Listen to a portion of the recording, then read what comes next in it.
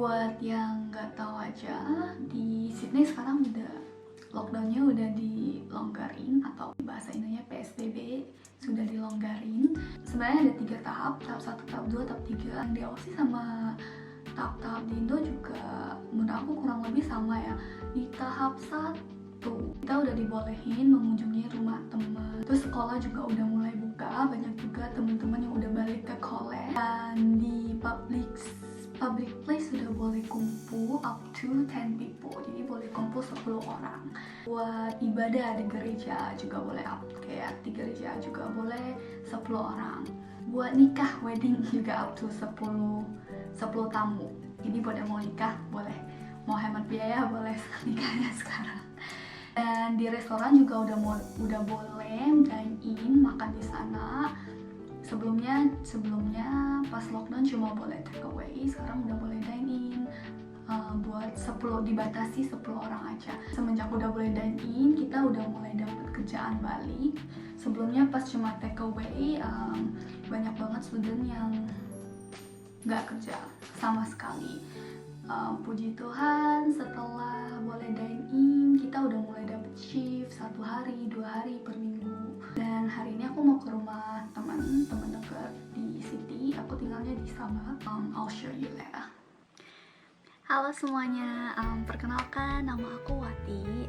Selamat datang di channel aku. Video keempat kali ini aku decide buat ngevlog pakai bahasa Indo aja, karena dari kemarin aku dapat banyak feedback, banyak yang bilang mereka prefer pakai bahasa Indo instead of English karena lebih mudah dimengerti aja, karena Inggris aku juga nggak seberapa, not that fluent. Oke, jadi ini vlognya modal nekat. Kalau misalnya ngomongnya ngawur, harap dimaklumin. Ini aja aku nggak lewat lift, tapi lewat tangga dengan orang. Jadi buat yang nggak tahu aja, di Australia ini musimnya bisa dibilang aneh karena berkebalikan sama yang lain, dimana semua orang kalau Desembernya itu musim salju, tapi di sini malah musim panas. Jadi sekarang Mei itu lagi musim autumn, makanya sekarang lagi di penghujung autumn. Next month bulan Juni kita baru memasuki winter, makanya sekarang sering hujan terakhir ini. Selamat datang di vlognya Wati. Hai, saya Wati. Oke, saya ini nervous banget. Saya juga karena baru pertama kali di sini. Buat yang nggak tahu, kita lagi di Darling Harbour, mungkin tempat yang terkenal banget buat orang santai. Banyak juga yang jogging di sekitar. Nanti aku tunjukin juga. Jadi di video kali ini aku mau bahas soal bagaimana kita menghadapi pandemi di Australia sebagai student. Berapa lama sih di sini? Sekitar 4 tahunan. 4 tahunan.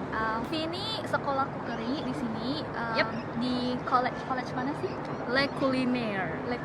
Kita sebenarnya berasal dari daerah yang sama, tapi nggak kenal pas di Indo. Kenalnya tuh pas di sini. Apa sih dampak negatif atau dampak buruk buat kita sebagai student di sini? Jadi itu yang pertama tuh pekerjaan hilang. Jadi jobless, gak punya kerjaan sama sekali. Rata-rata tuh yang dikerjain tuh cuma PR atau enggak citizen. Mereka yang permanent resident, PR atau citizen bisa dapat job keeper. Rata-rata dapatnya 750. Jadi buat yang PR sama citizen, mereka bisa dapat itu. Bos yang bantu applyin dan mereka dapat duit itu, tapi sebagai gantinya mereka harus kerja. Makanya kayak otomatis bosnya nggak perlu bayar dong. Sekolah juga jadi online. Tugas sekolah pokoknya semua itu dilakuin di rumah. Prefer di rumah atau lebih prefer online? Lebih prefer ke di sekolah sih, lebih tepatnya ya. Karena tuh kan aku kan cookery. Jadi tuh cookery itu ya? Kebanyakan tuh praktek. Jadi kalau misalnya cuman online di rumah aja, itu kerjaan tugas doang. Kerjaan tugasnya itu teori. Udah teori doang, nggak prakteknya nggak ada, tapi bayar uang sekolahnya full price. Tetap Nggak jalan, ada. bayarnya tetap Iya. jalan. Berapa sih per semester? Kalau aku itu per term itu 3 bulan. Tiga Jadi bulan. 3 bulan itu bayarnya sekitar $2.001. Itu kalau di mati. Aku personally nggak suka teori. me too. Kayak Tapi itu kewajiban. Kewajiban. Iya, kewajiban. Nggak mungkin Cie, dong. Nggak kewajiban. mungkin dong kita belajar praktek terus tapi nggak punya ada teori. teori. Ya, Asik. asik banget nggak lo? Maafin aku ya guys. gue jadi lupa mau nanya apa. Terus bukan dampak positif sih, tapi lebih ke apa sih sisi-sisi positif yang bisa kamu lihat Dari pandemi ini. Iya. Dulu sebelum pandemi ini itu aku pergi kerja. Habis pergi kerja, pulang kerja itu langsung mandi, tidur. Unproduktif banget kan, kayak no life lah. No life. Ya, benar-benar. Itu bangun tidur, taunya mikirin mau masak apa, mau makan apa. Jadi ujung-ujungnya kita keluar beli sayur, masak sendiri. Tapi kebanyakan sih dimasakin. Jadi tapi ya setidaknya lebih produktif lah daripada sebelum-sebelumnya. Kalau kerja, pas lagi kerja nggak punya waktu sama sekali buat keluarga. Kayak maksudnya sih bukan sepupu lah ya. keluarga juga lah, Iya. family, Oh, big family. nah, ya gitulah. Jadi punya waktu. Jadi lebih punya jadi waktu. sekarang lebih sama punya waktu. keluarga. Iya, sama Iya. Terus sekarang lebih juga punya banyak waktu luang ya buat main game yang buat main game. eh, TikTok lebih juga buat ya, TikTok ya produktif banget kan, gila nggak? Kalau- Nari-nari keluarin Jadi- keringat lah dikit. Jadi ini ini lebih milih kayak gini atau lebih milih kayak dulu nih? Lebih tepatnya ya milih kerja terus Tapi ada life balance-nya. ya, life balance lah, lebih kayak tau lah Belajar kayak nih dari keseimbangan. Cece. Ya, keseimbangan. Hidup itu harus ada keseimbangan, guys. Kayak Nggak IDM. boleh berat sebelah.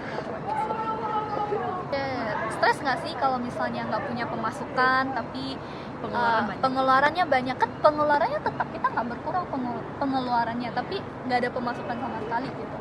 Gimana Oh. cara mungkin stress managementnya, atau gimana sih, stres nggak sih atau dibawa happy aja atau gimana?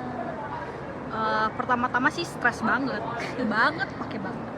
Tapi tuh lama kelamaan tuh kayak coronavirus kan kita udah taunya dia datangnya tiba-tiba ya. Kita nggak tahu ya. Kayak kita nggak tahu dia datangnya semendadak ini. Jadi untungnya selama 4 tahun ini kita kerja keras, ada saving, ya kayak kerja Banyak penting, duitnya, iya, banyak. amin. Terus udah lumayan ada saving, jadi tuh ada lah buat simpanan. Jadi kayak maksudnya tuh ya walaupun pengeluaran buat uang rumah, makan, sekolah itu Cukup lah ya. Cukup lah. Oke, sekarang ganti posisi karena di belakang tadi udah gelap. Oh, jadi begini, kebiasaan sehari-hari yang berubah sebelum dan sesudah ada pandemi. sebelum pandemi ini habis keluar gak pernah cuci tangan sih. Jorok guys. Ya jorok. Terus kalau sekarang kan baru keluar rumah aja kayak walaupun cuma depan pintu masuk lagi harus cuci tangan. Bukan harus sih, tapi cuci. Iya harus gitu kayak. Cuci. Iya. Habis itu kalau keluar kayak apa sih? Harus kayak bawa hand sanitizer. Kalau kayak iya. ada wash-washnya gitu. Jadi Iya. selalu bawa hand sanitizer kemana-mana. Iya. Kan di sini banyak traffic light, jadi tiap kali habis pencet traffic light, aku langsung pakai hand sanitizer. Iya, tapi untungnya City- tapi untungnya di City itu traffic light-nya buat pencet-pencetnya itu ditutup sih. Jadi dia Udah ada otomatis. opsi otomatis. Kira-kira kapan nih bisa balik kerja lagi, balik normal lagi? Kira-kira sih bulan Juni ya. Juni, iya katanya Juni. Juni karena katanya bakalan Juni dibuka semua. Jadi bulan Juni kita bakalan mulai ke tahap kedua. Juni artinya minggu depan. Iya, Iya. Juni artinya minggu depan mulai Besok tahap. udah tanggal 30. Berarti lusa udah bulan Juni. ya pokoknya begitu Iya, deh. pokoknya bulan Juni lah, tunggu bulan aja.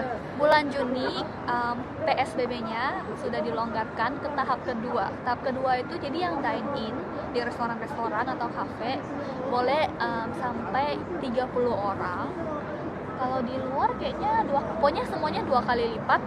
Jadi di luar yang tadinya tahap 1 cuma 10 orang bareng, tahap kedua jadi boleh 20 orang. Yang kemarin di restoran bolehnya 10 orang, tapi sekarang 50 orang di restoran. Makanya mulai minggu depan juga aku udah mulai kerja juga dikit, nggak seperti dulu. Tapi ya at least bisa ke cover lah, karena biaya paling mahal di sini tuh rent guys. Iya, living cost di sini itu paling living mahal. cost paling mahal. Kalau makan masih murah. Kalau makan bisa masak sih ya. Iya. Kayak rent gitu. Rent susah at least more than 100. Apalagi kalau yang di City bisa 150. Itu pun kalau satu room kamu sharing berdua orang atau 3 orang. Iya. Benar. Tapi kalau mau satu kamar buat sendiri itu bisa sampai 300 per kamar. Satu unit aja kemarin kita sering ambil unit sendiri. Satu unit itu 800-900 dengan 2 kamar. Iya sih. Itu sih belum termasuk. Kayaknya itu belum termasuk listrik. Bill, ya, bill lagi per 3 bulan air, kan? dan 100 lebih iya, kayaknya. sebelum internet juga ya. Internet lagi ya benar. Hopefully yang nonton di Indo atau Di mana aja bisa mendapat gambaran bagaimana sih student-student di sini dalam masa-masa pandemi. Mungkin kedepannya 2 tahun lagi ada yang mau datang atau apa bisa tahu. Tapi kedepannya juga aku bakalan mulai banyak nge-vlog tentang kayak financial, living segala macam yang di sini. Sampai jumpa di next video. Stay safe. Keren dia. 一啦，我上個咧上個有咩學事？